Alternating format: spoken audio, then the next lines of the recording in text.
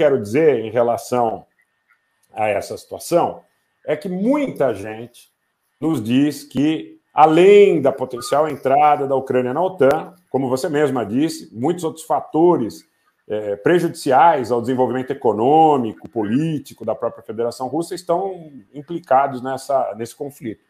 Então, como você vê essa ideia? Se há ou não uma percepção de que o Ocidente, na realidade, tentou tratar o governo da Federação Russa, o governo Putin, como tratou questões pretéritas na Iugoslávia, na Líbia, na Síria, no Iraque, em países que efetivamente não tinham o mesmo nível de poder militar, poder dissuasório, a mesma expressão em relação às suas reservas de combustíveis fósseis e tudo mais. E o que muitas vezes as pessoas questionam é: será que o governo Biden, o governo do Johnson na Grã-Bretanha, de alguma forma tiveram uma percepção de que poderiam tentar uma primavera colorida em relação à Federação Russa? Faz até parecer, né, de fato. Né? Se a gente olhar, parece que de fato, em algum... E aí, se me permitem dizer, em algum devaneio deles, eles devem ter pensado que isso poderia ser possível, né, em algum momento, né, contra uma nação do tamanho e da potência que é a Federação Russa.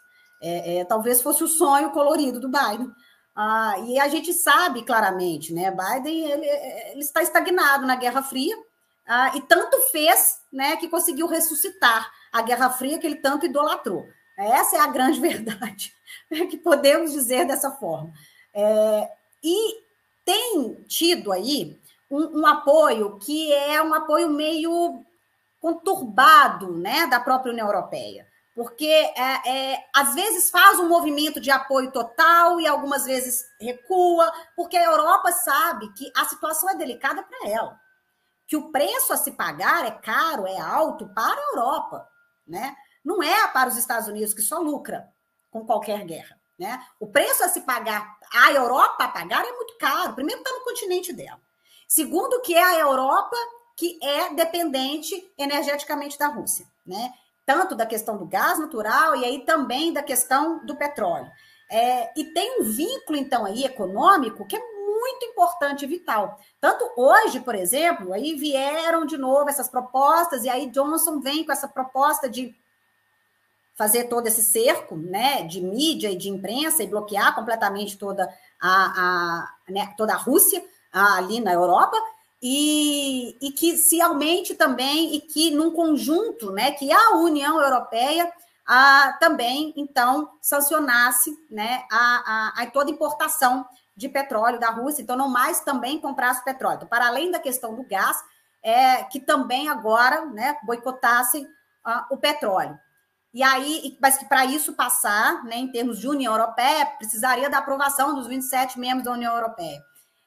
O que já é algo muito, muito complicado, quer dizer, não vai acontecer, né? Então já tiveram países dizendo: olha, isso não é viável, isso vai nos causar um estrago econômico, talvez irreversível, né? A gente precisa entender que uma coisa é estarmos aliados aos Estados Unidos, uma coisa é entendermos que temos que dar apoio ao governo de Zelensky, outra coisa é tentarmos cortar a Rússia, né, do planeta, banir a Rússia do planeta, como se isso fosse possível e como se não tivéssemos laços econômicos importantíssimos e vitais para a Europa, né? Então, assim, é preciso pensar muito bem a que custo isso está acontecendo para a Europa. Né? Porque se a Europa é que também já está pagando o preço, inclusive dos refugiados, né? A gente precisa lembrar disso. Então, assim, já são cerca de 5 milhões de refugiados ucranianos na Europa, né? E isso custa, né? E isso custa tanto que a Europa não quis receber esse número de refugiados quando foi na Síria, né? A questão da Síria, a Europa se fechou, dizia não ter condições econômicas e sociais para isso, quer dizer, refugiados sírios eu não posso receber, né? Líbia eu não posso receber, mas de repente da Ucrânia abre-se e recebe, e aí a gente não pode ser ingênuo, tem interesses por trás, sabe? Essa questão da manipulação da opinião pública, essa questão de ser contrário à Rússia, tornou-se algo que quase como que pessoal, vamos assim dizer, chamar de pessoal, mas se referindo aos estados, né? Como se fosse algo que os estados tomaram como uma questão pessoal contra a Rússia, sabe? O que já é, de fato, declarado, a gente tem diversos especialistas comentando nos Estados Unidos que o Biden e a própria Victoria Nuland, que eles pessoalmente têm problemas com a Rússia, né? Então, é uma questão pessoal deles em entrar atrito, em se confrontarem, que finalmente eles estão vivendo o sonho dourado deles de se oporem à Rússia. Então, assim, isso já tem sido falado nesses termos, inclusive dentro dos Estados Unidos, é entendido que há, sim, há questões pessoais ali, né? Tanto que a gente assiste uma escalada de sanções, inclusive contra pessoas físicas, né? Não só jurídicas, contra pessoas físicas, né? Da Rússia, e aí a Rússia, por sua vez, faz a retaliação sempre em resposta, né? A Rússia, ela não tomou a iniciativa de nenhuma sanção contra nenhum, né, país, que agora existe a lista dos países hostis, né, que a Rússia, então, fez a lista de países hostis, que são esses todos que estão sancionando a Rússia, que estão aderindo a esse conjunto de sanções, sempre em resposta, né? A Rússia não está sendo proativa em nenhum tipo de sanção, né, em nenhum tipo de bloqueio a nenhuma pessoa física ou jurídica, e ela se vê obrigada, né, na reciprocidade, a responder às sanções que ela tem sofrido. E já é o maior da história. Nunca um país foi tão sancionado, nunca tentaram tanto cortar um país como se fosse possível extingui-lo do mapa.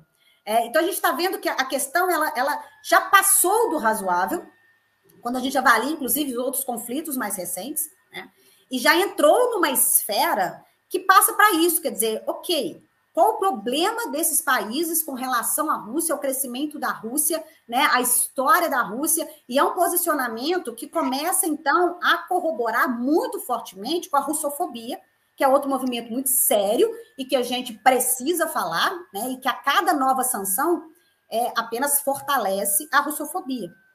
E aí você coloca todo um povo, né, de nacionalidade russa, que vive, né, em todos os países do mundo, a serem hostilizados, né, a terem medo de se identificarem, a sofrerem, né, ameaças, a sofrerem situações constrangedoras, simplesmente por serem russos.